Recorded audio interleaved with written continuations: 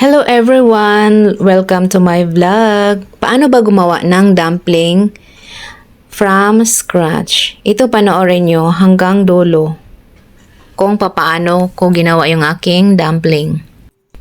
So ganyan lang, sandok ng konti na tama lang sa wrapper. Ganyan. Tapos iseld, ganyan lang.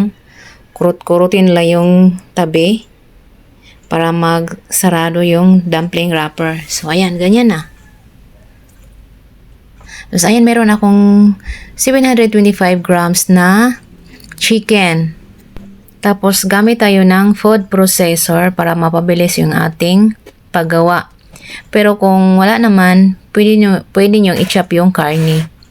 Pwede yan kung gusto nyo chicken or pork or beef. Depende sa inyo kung anong gusto nyo gawin. Kung anong gusto nyong karne na gusto nyong ihalo. Hinati ko kasi hindi magkasya sa aking food processor.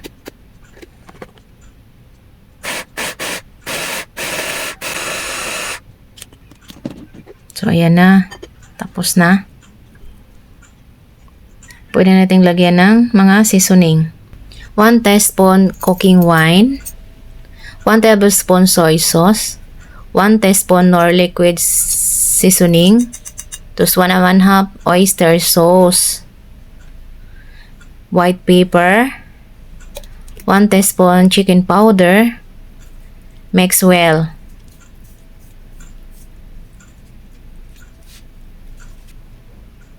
Tapos 1/2 teaspoon dark soy sauce para hindi maputla yung karne. 1 teaspoon sesame oil. Mix well. 1 tablespoon chopped garlic. 1 tablespoon chopped na ginger. Tapos 1/2 cup chopped spring onion. Haluin mabuti.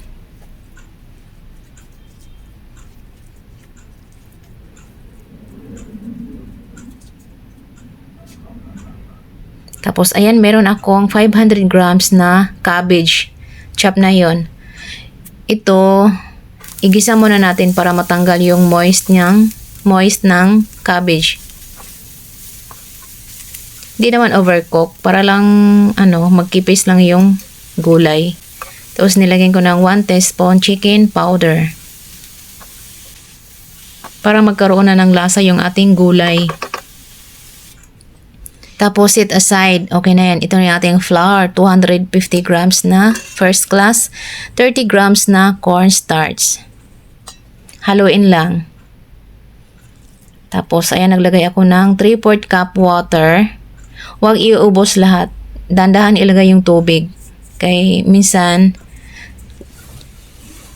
merong na masobrahan sa tubig. Tsaka minsan din, mayroong flour na matakaw sa tubig. So, i-adjust nyo lang. Dandahan lang ilagay yung tubig. Tapos, konting dusting ng flour. Dapat meron kayong extra flour para pang dusting. Tapos, ayan, ilagay na sa plastic.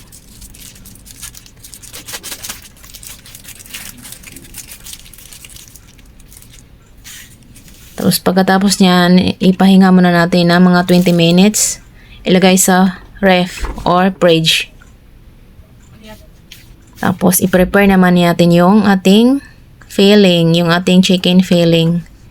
Kasi lumamig na yung cabbage na ginisa natin.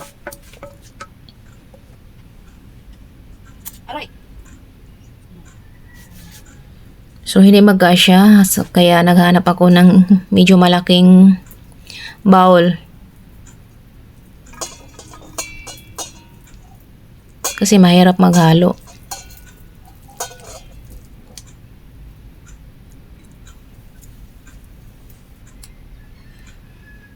So, ayan, haluin lang mabuti. Tapos, nagdagdag ako ng 1/2 tablespoon egg yolk para malasa yung ating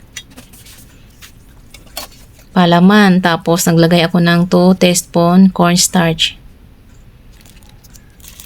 Tapos, ayan, set aside na. Tapos, ayan, after 20 minutes, kinuha ko na yung aking dough para sa dumpling wrapper. Tapos ayan, hinati ko kasi medyo makapal para hindi mahirap.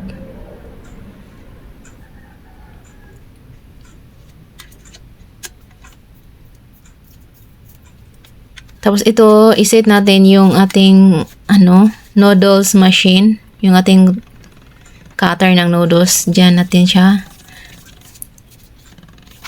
ilagay para mag-flat yung ating dough. Para magnipis siya. Tapos yan, lagay lang tayo ng flour. Hanggang sa makuha natin yung gusto natin na thin ng ating dough, ng ating dumpling wrapper. Dagdag lang ng dagdag ng flour.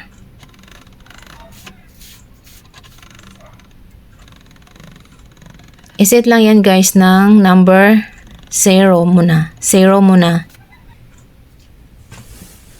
Yung noodles machine.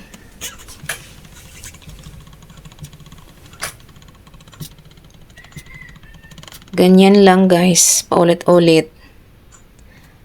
Hanggang sa yung dough guys, hindi na siya nag-aunat, yung stable na yung niya, consistent. Tapos, ito na naman, ikotin na naman natin siya sa number 6. Yan na yung manipis pang dumpling wrapper.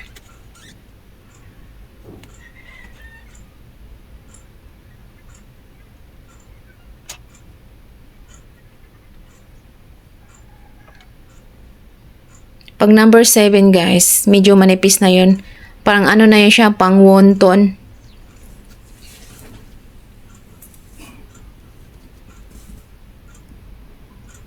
So, ganyan lang. Meron akong cutter na sadya akong pinagawa.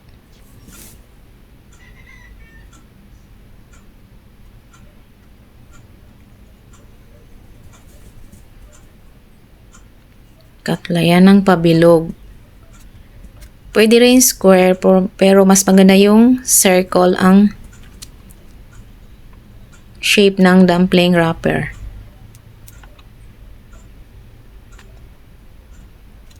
Ganyan na siya kanipis. Number 6.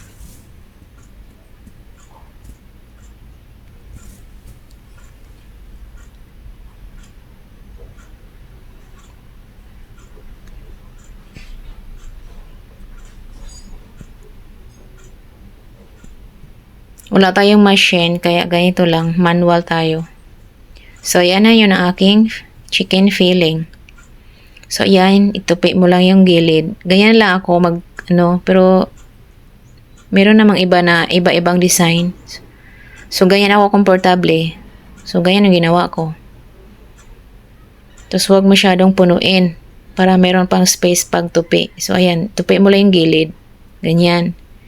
Hindi na kailangang basahin pa siya ng tubig yung gilid kasi yung dough ay fresh. So, pag dikit niyan, talagang didikit na yan siya. Kasi bagong gawa yung ating dumpling wrapper. Hindi na kailangang lagyan ng tubig para magdikit. So, ulitin ko lang ganyan. Tinupi ko lang, parang kang nagtupi ng damit na yung piniplates mo yung tela. Parang ganyan lang. Tapos ganyan, itupi mo siya. I-sealed mo.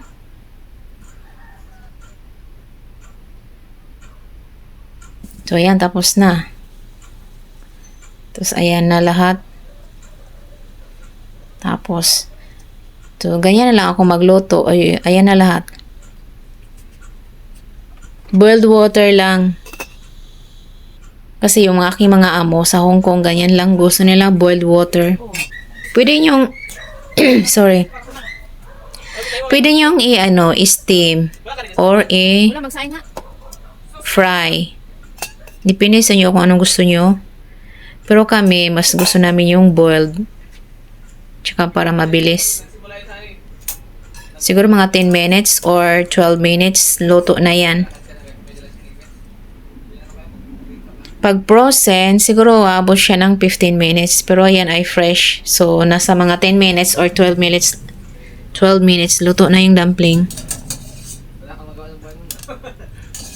Tapos, ayan, sausaw nyo lang sa toyo na may kalamansi. Or sa may mga dumpling sauce, pwede rin. Or pwede nyo isawsaw sa with chili. Depende sa inyo kung anong gusto nyo sausawan. So hanggang dito na lang. Maraming salamat sa panonood. Bye!